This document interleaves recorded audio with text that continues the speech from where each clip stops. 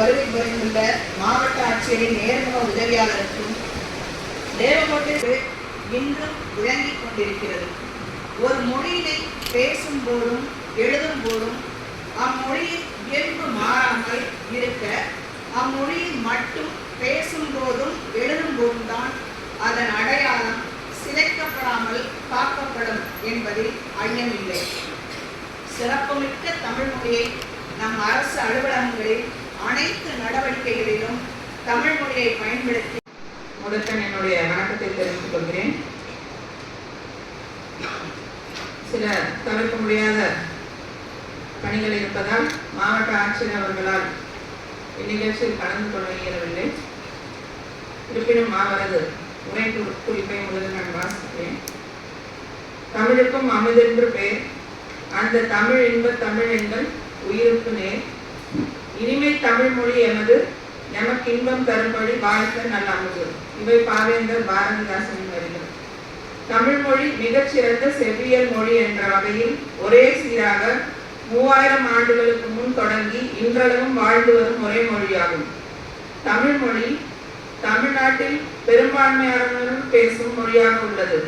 தமிழ்நாடு ஆட்சி மொழி சட்டம் 1956ஆம் ஆண்டு தமிழ்நாடு சட்டமன்றத்தில் நிறைவேற்றப்பட்டது. 1957ஆம் ஆண்டு ஜனவரி 23ஆம் நாளன்று தமிழ்நாடு அரசிதழில் வெளியிடப்பெற்றது. இதன்படி தமிழ்நாட்டில் தமிழ் மட்டுமே ஆட்சி மொழியாகும். தமிழ் ஆட்சி மொழி என்பது நிர்வாக மொழியாகும். அரசு அலுவலகங்களில் தமிழ் மொழி ஆட்சி மொழியாக பயன்படுத்தப்படுவதற்குரிய நடவடிக்கைகளை தமிழ் வளர்ச்சித்துறை மேற்கொண்டு வருகிறது.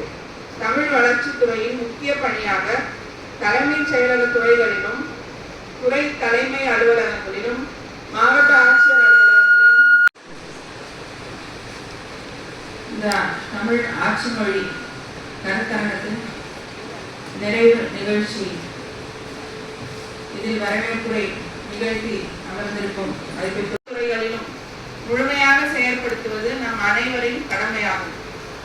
நாம் ஆட்சி மொழியாகிய தமிழை அரசு அலுவலகங்கள் அனைத்து நிலைகளிலும் தவறாமல் பயன்படுத்துதல் வேண்டும்.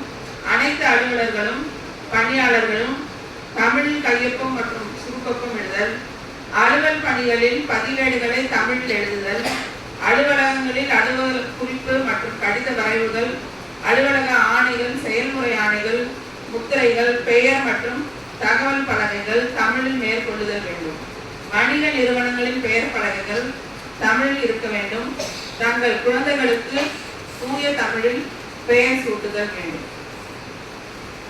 அரசின் திட்டங்கள் அனைத்தும் மக்களை சென்றடைய அரசு அலுவலர்கள் மற்றும் பணியாளர்கள் அனைவரும் அலுவலகங்களில் அனைத்து நடவடிக்கைகளையும் தமிழில் மேற்கொள்ளுதல் வேண்டும். தமிழ் என்பது நமது அடையாளம், தமிழ் என்பது வெகுமானம் என்பதை உணர்ந்து செயல்படுவோம். என் தரப்பிலிருந்து நேற்றைய காலையிலுமே வேளாண்மை துறை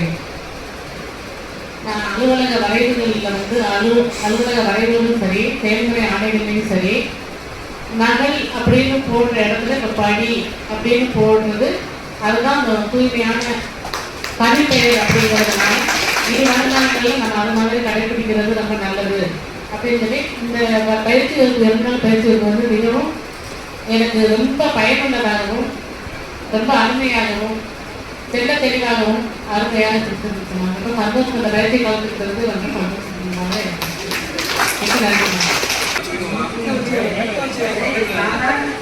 எப்படி எப்படி மைக்கு இப்படி வச்சுக்கோம். சாதாரண விஷயமா நேரம் ஆனாலும் இன்னைக்கு நம்ம 2 நாள் கிளாஸ்ல வந்துட்டு அது ஆகும் சாப்பிடும் அப்படின்னு போடணும் அப்படின்ற அந்த ஒரு உணர்வு எனக்கு வந்தது. அடுத்து மாவட்ட ஆட்சியர் அவர்கள், அதாவது அந்த ரெட்டில் எல்லாருமே நான் படித்து பார்க்கும்போது அவர்களின் அப்படின்னு தான் போடுவாங்க. மாவட்ட ஆட்சியரின் அப்படின்றது போடணும் அப்படின்றத தெரிஞ்சுது.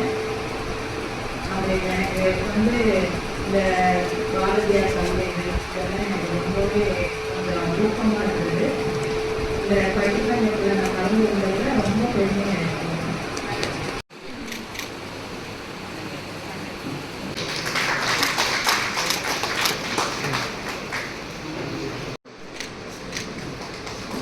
வருவாய் ஆய்வாளர் அழகு ராணி, மன்னர் துரைசிங்கம் அரசு